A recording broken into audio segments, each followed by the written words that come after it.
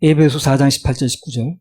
저희 총명이 어두워지고 저희 가운데 있는 무지함과 저희 마음이 굳어짐으로 말미암아 하나님의 생명에서 떠나 있도다. 저희가 감각 없는 자 되어 자신을 방탕에 방임하여 모든 더러운 것을 욕심으로 행하되. 지난 시간에 옛사람과 새사람 이런 주제로 말씀을 이제 받게 됐는데요. 옛사람은 어떻다고 그랬습니까? 허망한 것을 추구한다고 그랬어요. 그 사람이 뭘 하고 있든, 무슨 유명한 일을 하든, 뛰어난 일을 하든, 하나님과 연결되지 않으면 그 사람은 허망한 일을 하는 거예요. 옛사람이 하는 일은 다 허망합니다. 그래서 허망한 일을 하다 보니 그 마음이 공허해진다고 그랬어요. 그래서 공허를 채우기 위해서 여러 가지 한다고 그랬고요. 그냥 여러 가지가 가인 후손들이 했던 거, 이제 다 말씀을 드렸죠. 이번 주에는 뭘 또 얘기를 하냐면, 그 옛사람의 특징 두 번째로, 옛사람은 감각 없는 인생이라고 그랬어요. 감각 없는 인생. 그럼 다시 읽어보세요. 에베소 4장 18절 19절. 저희 총명이 어두워지고 저희 가운데 있는 무지함과 저희 마음이 굳어짐으로 말미암아 하나님의 생명에서 떠나 있도다. 저희가 감각 없는 자 되어 자신을 방탕에 방임하여 모든 더러운 것을 욕심으로 행하되. 하나님의 생명에 떠나 있다 보니까 한마디로 어떠냐면요, 감각이 없다는 거예요. 감각이. 특별히 죄에 대한 감각이 없어요. 진짜 생명은 하나님의 생명인데 이게 조회하고 푸시키하고 이제 틀리다고 그랬죠. 그래서 우리가 말하는 일반적인 생명은, 오늘은 푸시케고, 하나님이 주신 생명, 하나님이 인정되는 영원한 생명은 조회라고 그래요. 조회. 그래서 그 생명이 없다 보니까 살아서 움직이고 돌아다니긴 하는데 이 죄에 대한 감각이 없는 거예요. 그 죄라는 건 이제 사람이 생각하는 기준하고 틀립니다. 사람들이 생각하는 도덕적인 죄를 얘기를 하는 게 아니라 그것도 물론 포함이 됩니다. 그러나 더 범위가 넓어요.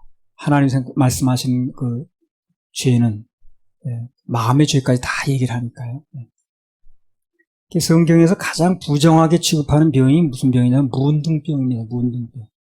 그 병이 바로 죄를 상징하는 거예요. 문둥병. 그래서 죄인이 천국에 들어갈 수 없듯이 문둥병 환자도 진 안에서 살질 못해요. 그리고 전부 진 밖으로 나가야 됩니다. 그 진 밖으로 나간다는 얘기가 천국 밖으로 나간다는 얘기를 하는 거예요. 그래서 그 문둥병이 해결되지 않는 한 아무리 가족 간이라도, 아무리 친한 사이라도 그 진 안에 들어가진 못합니다. 그래서 아무리 친한 가족 간이라도 병 걸리면 격리하는 거 똑같은 거예요.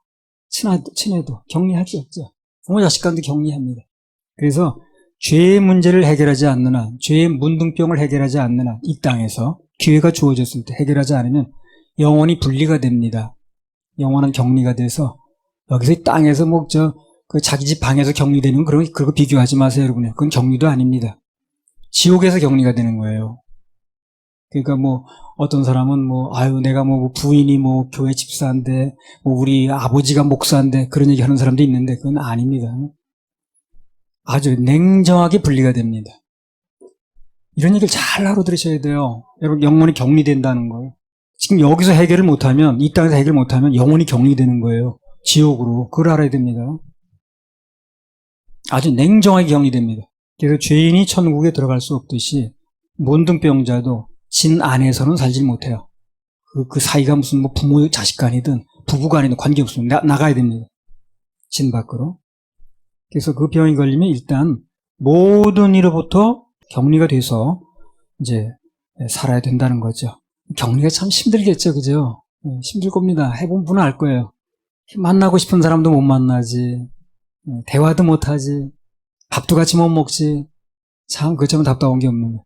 근데 잠시 이것도 그렇게 어려운데, 일주일, 2주도 영원히 그렇다고 생각해 보세요. 그리고 거기 격리 지금 얘기했잖아요. 무슨 방 안에서 격리된 그런 걸 얘기하는 게 아니에요. 지옥불에서 격리됩니다. 그런 무서운 일이 벌어지고 있기 때문에, 기다리고 있기 때문에, 그래서 지금 구원 얘기가 되는 거고, 예수님이 그래서 이 땅에 오셔서 십자가에 못 박혀 돌아가신 거예요. 이걸 지금 기회를 놓치면 안 되는 거예요. 지금 땅에서 무슨 얼마나 더 받고 이런 얘기 할 때가 아닌 거예요, 지금. 다 속는 겁니다. 그게 중요한 게 아닌 거예요. 그런데 지금 이 얽매여 있는 사람한테 깨나기 바랍니다. 깨나야 됩니다. 후회하지 말고 나중에. 정신 차려야 됩니다, 지금. 뭐가 중요한 걸 알아야 돼, 뭐가 중요한 거. 그럼 문둥병자는 혹시 거리에 나가게 되면 입술 가리고, 여기 뭐 침 튈까봐 그러는 입술 가리고, 계속해서 나는 문둥병자입니다. 나를 비켜가세요. 저를 비켜야 됩니다. 소리 지르고 가야 돼요. 계속. 이게 무슨 예를 들어서 심리를 간다 그러면 심리 동안 그러고 다니는 거예요. 보통 일이 아니지, 그거. 아니면 돌에 맞아요, 돌에. 그래서 그 문둥병이 참 무서운 병인데, 그게 걸리면 제일 먼저 나오는 현상이 몸에 감각이 없어진다고 그래요. 문둥병에 걸리면. 전에 신문에 그런 기사가 한번 나왔습니다. 어느 학교 그 체육교사예요, 그 사람이. 체육교사인데, 그 운동장에서 학생들로 공을 차는 거예요. 근데 어떻게 실수로 학생이 공을 찬다는 게 그 선생의 그 무릎 밑에 정갱이라고 그러죠. 영어로 조인트라고 그러는데. 그걸 걷어찬 거예요. 그게 피가 철철 나는 거예요. 되게 아프죠, 그럼요, 그게. 예. 그래서, 학생, 선생님 괜찮으시냐고, 막, 죄송하다고 막 그러는데, 자기는 아프지가 않더라는 거예요. 그 발에 채여가지고, 그냥 피가 철철 나는데, 당연히 아파야 되는데, 막 학생이 미안해가지고, 아이고, 막, 죄송하다고 그러는데, 자기는 아프지가 않더래. 상대방 미안해서 어쩔 줄 모르는데. 통증이 없더라는 거예요. 이상하다. 왜 통증이 없을까? 그 일 얼마 있다가 또, 무슨 일이 벌어졌냐면, 겨울철에 난로를 피는데, 그 난로에서 뭘 꺼내다가, 그 뜨거운 뚜껑에 손이 닿았답니다, 그 사람이. 근데 전혀 또 뜨겁지도 않고 감각이 없더래. 그래서 병원을 간 거야, 이제 이 사람이. 왜 그럴까, 이거? 그러니까, 진단이 뭘로 나왔을까요? 문둥병으로 나온 거예요. 문둥병이 걸리게 되면, 감각이 없어져, 감각이. 그래서 죄의 문둥병을 고치지 않은 사람은요, 죄의 감각이 별로 없어요. 그래서 막 죄를 지면서도 그게 뭐 되는 일인지 안 되는 일인지 해서 되는 말인지 감각을 모르는 감각이. 근데 구원 받아봐요. 감각이 생깁니다. 야, 이렇게 해서는 안 되겠구나. 이런 식으로 말해서는 안 되겠구나. 이런 식으로 생각해서는 안 되겠구나. 이게 이제 감각이 오는 거예요, 감각이. 문둥병이 그냥 있는 사람은 감각이 없어요. 그러니까 자기는 막 그냥 생각나는 대로 얘기를 하는 건데 전혀 안 맞는 얘기를 하는 거죠. 아무튼 문둥병이 걸리면 감각이 없어진답니다. 그러니까 혹시 여러분 중에요, 뭘 하다 뭐 다치든가, 뭐 망치를 뭘 하다가 손을 때렸든가, 뭘 부딪히든가 해서 통증이 있으면 어떻게 해야 돼요? 감사해야 됩니다. 문둥병은 아니구나. 그래, 여러분 뭐 좀 일을 하다가 뭐 예를 들어서 뭐 예배를 한번 실패했다라든가 무슨 뭐 드림에 실패했다라든가 그렇게 되면 이 감각이 와야 되거든요. 이래서는 안 되는 건데. 아직 문둥병에 걸린 게 아니에요, 그 사람은요. 감각이 없어. 그럼 문둥병에 걸린 거예요, 그게. 그러니까 이건 뭐 이론도 아니고 속이고 말고 할 것도 없는 거예요. 감각이 있느냐 없느냐 문제라. 감각이 있어야 됩니다. 감각이 없으면 문둥병인 거예요.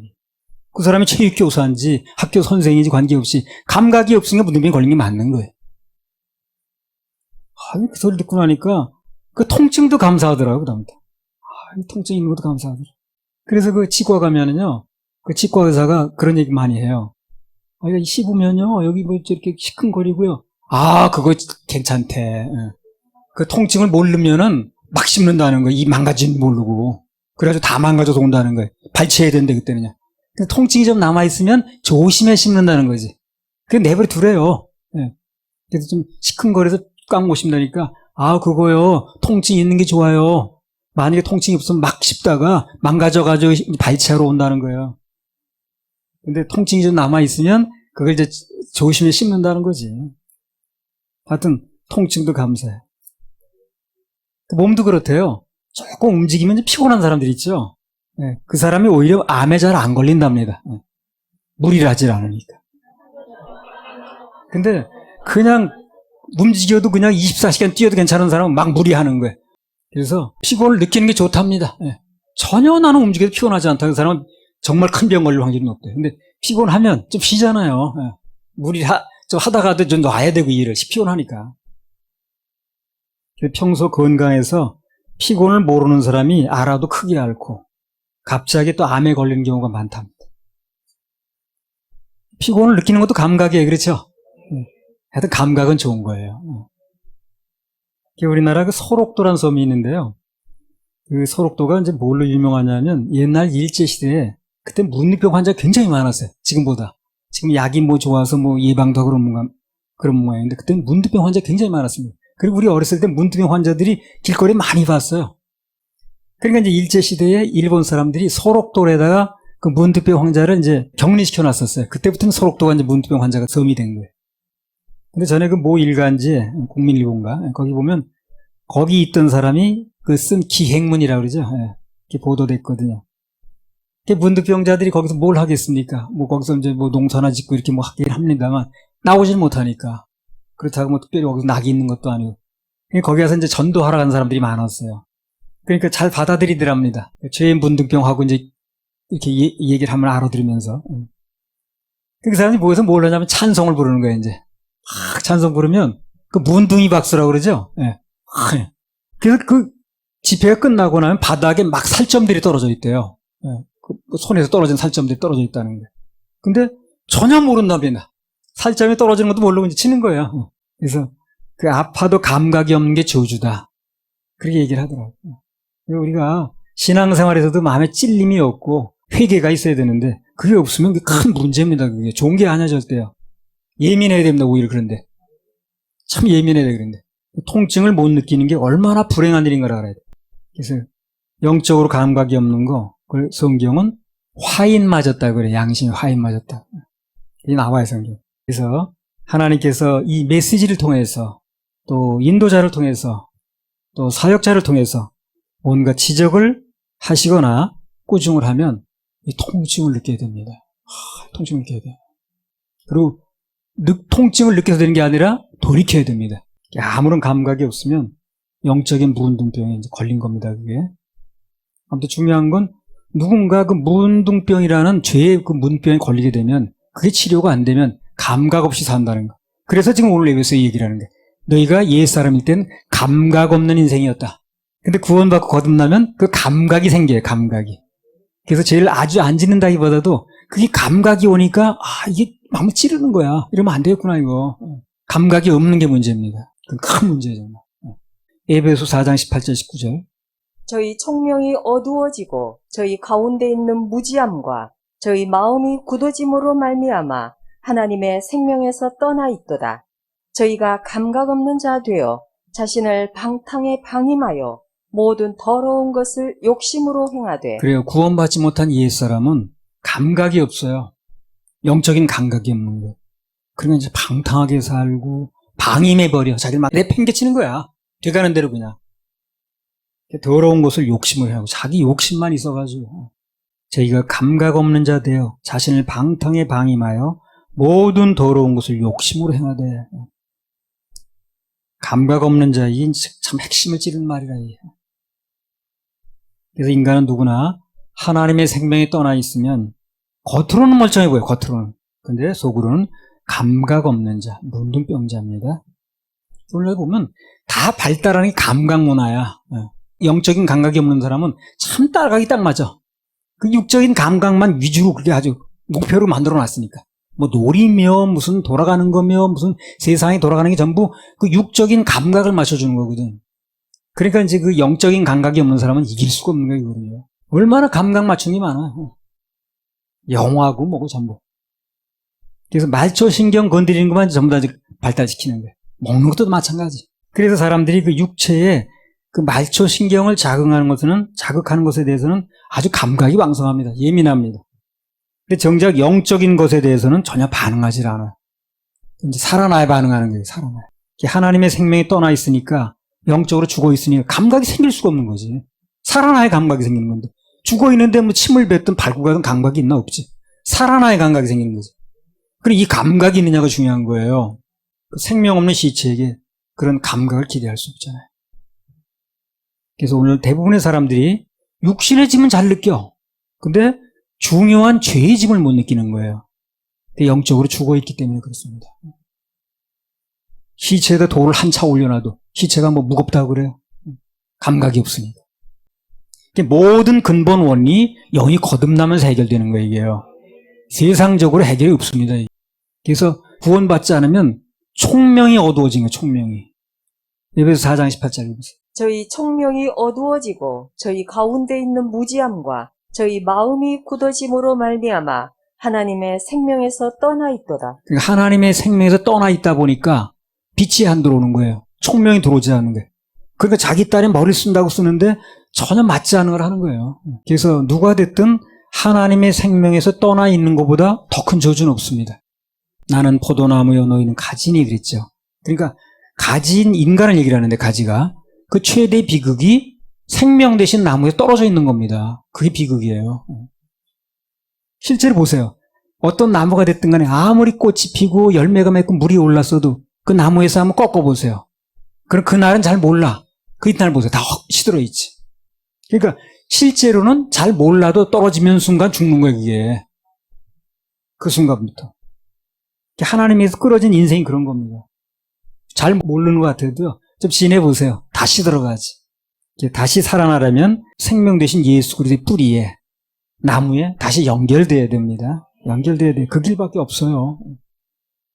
모든 것은 구원을 받아서 그분의 생명을 받아야 됩니다. 그래서 그분의 생명이 내 속에 들어왔을 때 그래야 모든 해결점이 시작이 되는 거예요. 할렐루야. 우리 하나님 박수. 에베소 4장 18절 19절. 저희 청명이 어두워지고 저희 가운데 있는 무지함과 저희 마음이 굳어짐으로 말미암아 하나님의 생명에서 떠나 있더라. 저희가 감각 없는 자 되어 자신을 방탕에 방임하여 모든 더러운 것을 욕심으로 행하되. 방금도 얘기했듯이 인간에게 그 생명의 근원인 하나님으로부터 떨어져 있다는 거, 그거보다 더 심각한 일이 없는 겁니다. 가장 심각한 그거예요. 그 심각함을 모르는 게 문제라. 그래서 이스라엘 사람들 가장 큰 욕이 그거래. 하나님 없는 인간, 그게 가장 큰 욕이래네. 그게 얼마나 큰 욕인가를 아는 거예요, 사람들이. 그래서 하나님과 관계 없는 삶을 사는 거, 하나님을 의식하지 않고 사는 거, 그게 가장 큰 문제고, 또 거기서 모든 문제가 다 발생됩니다. 그래서 그걸 알았다면 어떻게 돼요? 모든 문제 해결도 하나님을 다시 찾는 것으로부터 시작이 돼야 되는 거예요. 그렇겠죠? 모든 문제가 하나님 떠난 거예요. 그게 문제예요. 그래서 그 문제가 뭐라는 걸 알았으면, 원인을 알았으면 하나님께 다시 돌아오는 게 해결의 이제 시작이라 그게. 그게 예배 후보가 아니에요. 늘 얘기했듯이. 그러니까 그렇다면 뭐가 지금 해결이겠어요? 가장 급선무가 하나님께 돌아오는 거죠. 그게 가장 급선무라. 그게 근본적인 대책인 거예요. 그게. 그래서 선한 것보다 악한 걸 좋아하고 가치관이 전도가 돼가지고 뭐가 옳은 건지 뭐가 더 중요한 건지 모르는 세대, 하나님에 대해서 반응하지 못하는 세대, 그게 성경이 진단하는 이방인의 실상인 겁니다. 오늘 이 말씀을 들은 우리 서울교회 성도들은 물론이고 방송을 통해서 말씀에 접한 모든 분들은 전부 하나님 안에 있는 인생들이 되길 바랍니다.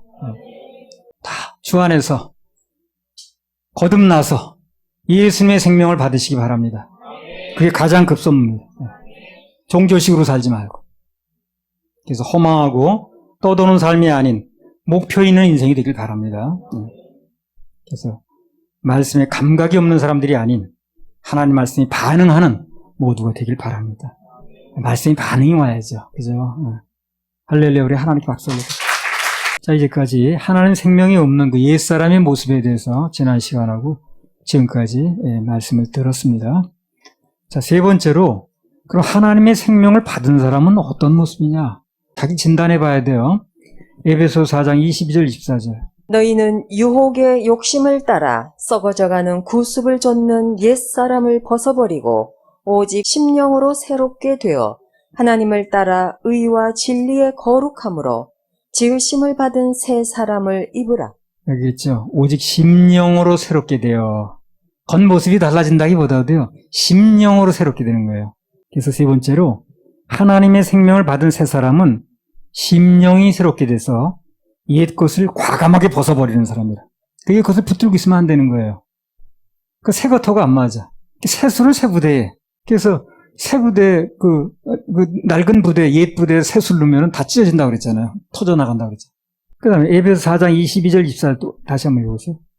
너희는 유혹의 욕심을 따라 썩어져가는 구습을 좇는 옛사람을 벗어버리고 벗어버려야 됩니다. 그 다음에 오직 심령으로 새롭게 되어 하나님을 따라 의와 진리의 거룩함으로 지으심을 받은 새 사람을 입으라.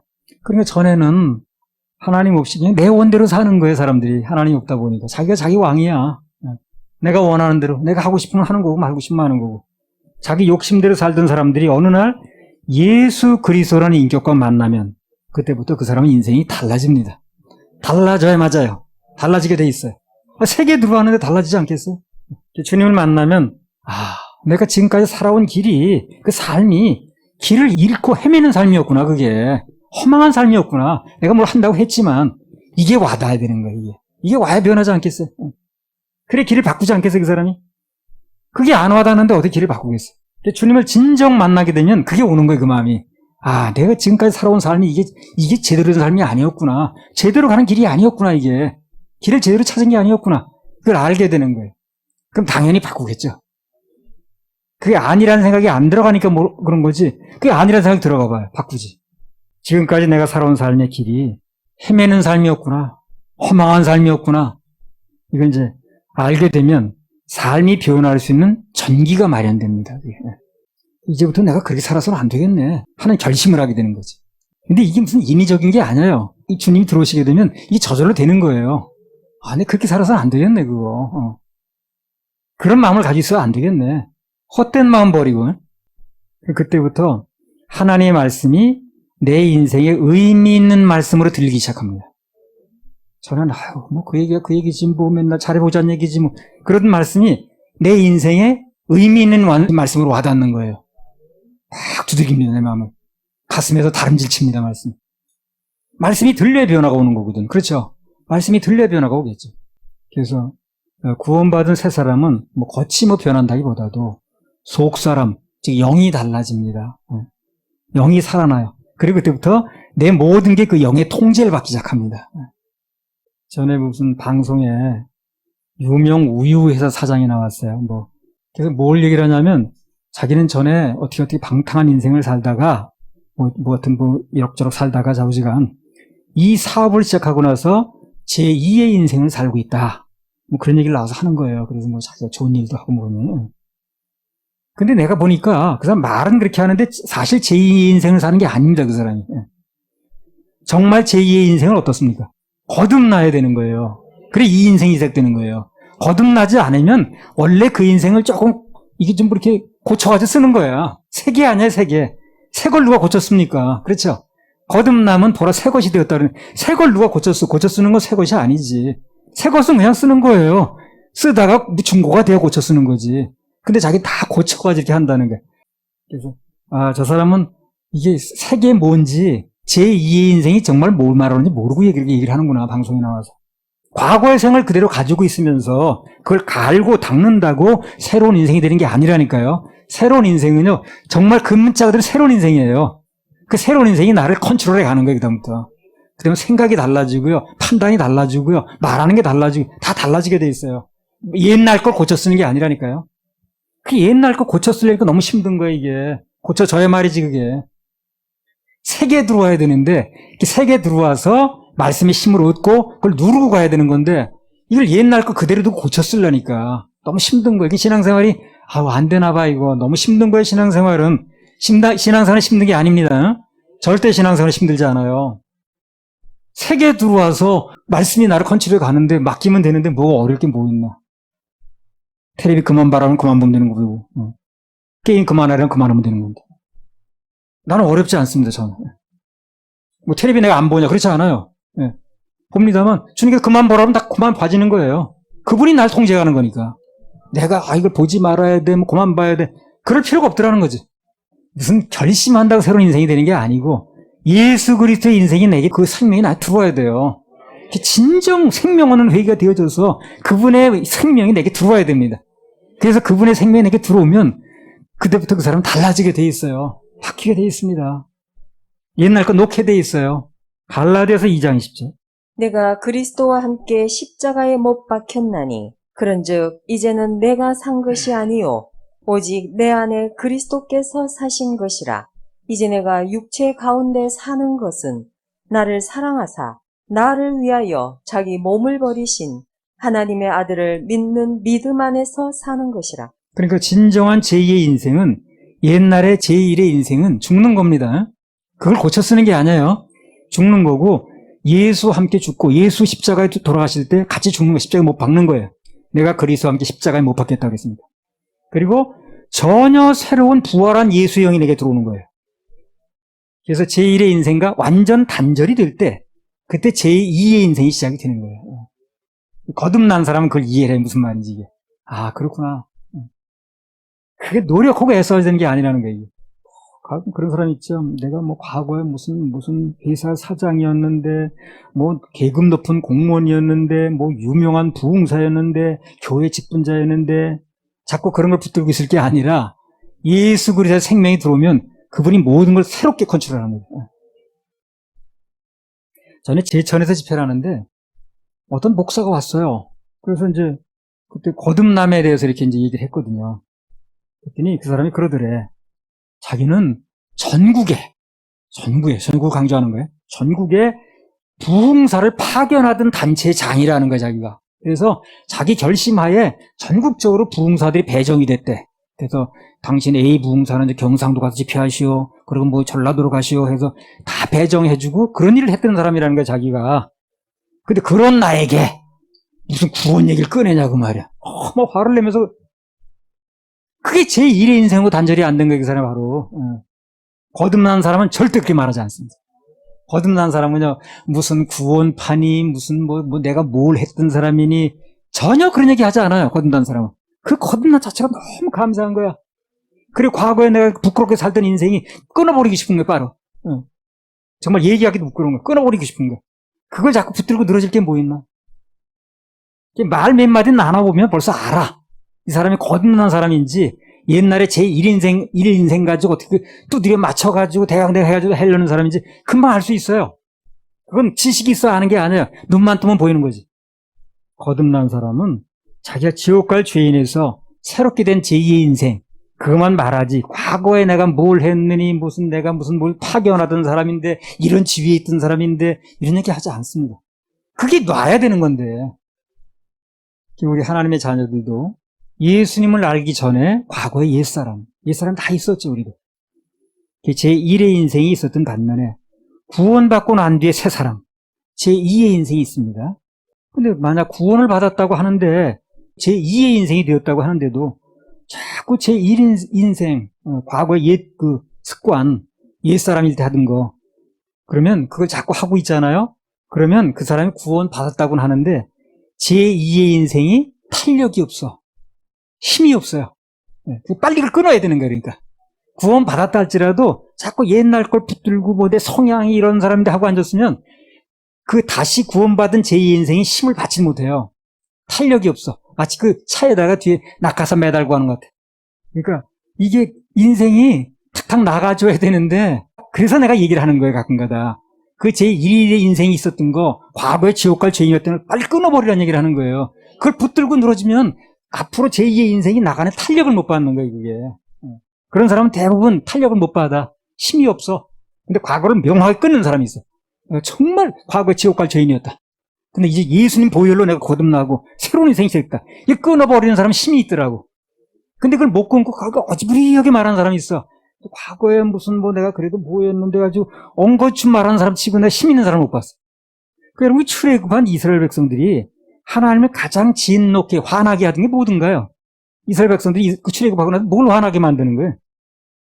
애굽을 떠나 노예 신분을 벗어났는데, 그래서 새로운 길로 접어든 건데 제1의 인생이었던 애굽 그 시절을 자꾸 그리워하죠, 이 사람들이. 그걸 끊질 못하는 거야. 그 애굽에 있을 땐 무슨 가마솥에서 고기를 건져 먹었다는 둥, 부추를 먹었다는 둥, 마늘을 먹었다는 둥, 매일 그런 얘기만 하고 앉았는 거야. 그러니까 몸은 나왔는지 모르지만 과거 애굽으로 끊어지지 않는 거야, 이 사람이. 그래 광야에서 길이 헤매는 거야, 그때부터. 탄력을 못 받는 거야. 그걸 자꾸 미련을 두는 거야. 그러니까 앞으로 나가지 못하는 거야, 이 사람들이. 그게 문제예요. 안 끊어지는 게 문제가 아니고 앞으로 못 나간다는 거. 결국 가나안 땅에 못 들어가서. 조금만 어려우면 그 일의 인생이었던 걸 그렇게 동경하고 그게 좋았다는 둥, 그 애굽 생활을 그리워하고 부추 먹고 마늘 먹을 때가 좋았다는 둥, 그런 얘기만 하고 앉았는 거야. 그럼 문제는 뭐가 문제냐? 앞으로 나가지 못한 거야, 이 사람들이. 그냥 40년 동안 도는 거야, 계속. 열하루 길이라는 데가 있어. 열하루만 가는 길이라는데 지금도 성지순례 가면요, 출애굽 코스를 거치게 되면 일주일에 다 끝내요. 그렇죠? 애굽에서 출발해가지고 이집트에서 출발, 시나이 반도 건너가지고 그 예루살렘까지 들어가는데 일주일 흡수 아닙니까, 일주일. 그런데 옛날에 그 열하루 길이었다는데, 그래서 그거를 길이 안 좋았을 때도 그걸 40년을 도는 거 아닌가. 맨날 그 얘기만 하고 앉았습니다. 그러니까 빨리 내 인생을 정리하려면요, 과거 빨리 단절을 해야 돼요. 그건 늘 얘기하는 거예요. 그래서 과거에 내가 지옥 갈 죄인이었더니 빨리 끊어버리라고. 슬그머니 하려고 그러지 말고. 그러면 현재 생활에 탄력이 안 붙으니까. 그런 사람 지금 현재 생활에 탄력이 붙는 걸 본 적이 없어. 그 모습으로 있어. 그냥. 나가지는 못하고. 그러니까 현재 하나님의 인도 속에 있는 것인데 현재 하나님께서 인도하고 계신 건데 구름 기둥과 불 기둥으로 그걸 감사하는 게 아니라 뭐 자꾸 과거를 되뇌이고 앉았네. 그게 하나님을 진노케 하는 거예요. 그래서 당시 이스라엘 백성들이 애굽 땅으로 자꾸 돌아가자고 그러는데 그게 오늘날로 말하면 그런 거예요. 하나님의 자녀가 됐다고 하면서도 자꾸 세상으로 자꾸 눈이 돌아가는 거야, 이 사람이. 그걸 되게 부러워. 세상 사람 무슨 뭐 한모천 잡은 거 무슨 뭐 그게 너무너무 부러운 거야. 이게 애굽으로 돌아가겠다는 얘기하고 똑같은 얘기. 같은 얘기지 뭘 그래. 그게 하나님 가장 싫어하시는 거예요. 지금 내 구원받은 거, 이 애굽을 벗어난 거, 이게 감사해야 되는데 그 감사는 어디 가서 없어져 버리고 자꾸 과거만 돌이키는 거야. 아, 저 세상 사람은 저렇게 잘 된다는데 뭐 한다. 이것만 하고 앉았네. 그건 애굽을 그리워하는 거거든, 그게. 그게 하나님 화나게 만드는 거예요. 아, 그보다 훨씬 좋은 걸 받았는데. 그렇잖아요. 그게 비하겠어요, 그래. 그 사람은 그래봤자 지옥 가는 거고, 우린 상행선 탔는데. 그게 감사해야지. 그렇게 그 사람은 그 하행선 타다니 그게 부럽네. 끊임없이 세상을 동경하고, 세상 방법대로 살려고 그러고, 아니면 세상 잘 되는 거 부러워지고. 신앙생활에 조금만 고난이 오면 얼굴도 변하고, 이제 이스라엘 백성으로 똑같은 거예요. 조금만 어려움이 오면 얼굴 변하고, 원망하고, 불평하고. 구원받고 난 뒤에도 자꾸 옛사람 시절에 그걸 자꾸 이제 그리워하거나 성품을 얘기하거나 그거 잘못된 겁니다. 그럴 수는 없습니다. 지금 좋아야지, 지금. 지금 받은 거 감사해야지. 지옥 갈 사람들 가는 그게 부럽나 그래. 나는 구원받은 사람이, 거듭난 사람이, 뭐 나보다 더 잘한다 그러면 그건 좀 내 부러운 마음이 있더라고. 근데 구원 못 받은 사람 같으면 상대가 난 전혀 부럽지 않습니다. 근본적으로 하는 게 틀립니다. 베드로후서 1장 4절. 이로써 그 보배롭고 지극히 큰 약속을 우리에게 주사 이 약속으로 말미암아 너희로 정욕을 인하여 세상에서 썩어질 것을 피하여 신의 성품에 참여하는 자가 되게 하려 하셨습니다. 구원받는다는 건 신의 성품에 참여하는 겁니다. 옛날 내 성품이 아니고 신의 성품. 쉽게 말해 예수님의 성품, 주님 심정 이렇게 바뀌어가는 거예요. 신의 성품이라는 게 예수님 성품을 얘기를 하거든요. 구원을 받게 되면 그때부터 과거의 내 성품이 아니야. 신의 성품에 참여하는 겁니다. 전혀 다르죠. 구원받고도 자꾸 옛날 성품을 얘기하거나 애굽 얘기하고 뭐 먹던 거 얘기하고 그 당연시하면 그게 이제 문제가 많은 겁니다. 새 사람답게 살아야 됩니다. 그러니까 이제 거듭나면 이게 해결되는 문제는 맞아요. 근데 이게 어떻게 호주머니에 넣어주는 게 아니라는, 이제 내가 해줄 수 있는 게 아니라는 거예요. 사모하셔야 됩니다. 마음을 꺾고. 그걸 가장 최일의 우선순위로 삼아야 됩니다. 그럼 길이 열릴 겁니다. 그렇게 사모하는 사람은 그냥 지옥 가게 하진 않아요. 나를 위해 오신 주님. 나를 위해 오신 주님. 나의 죄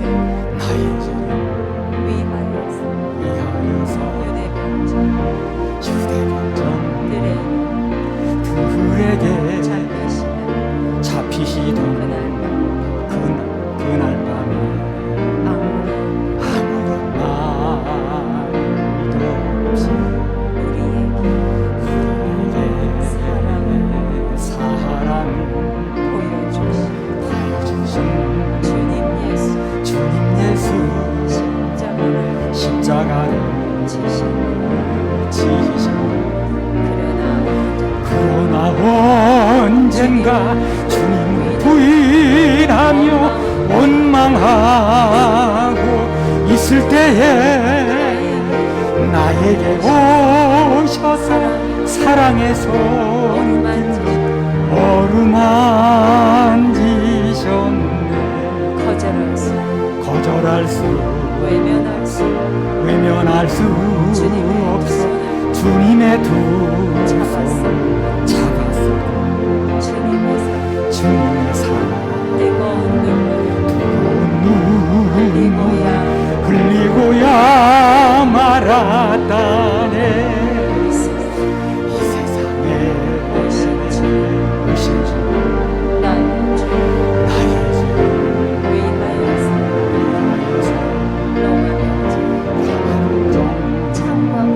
참박하래 진리시던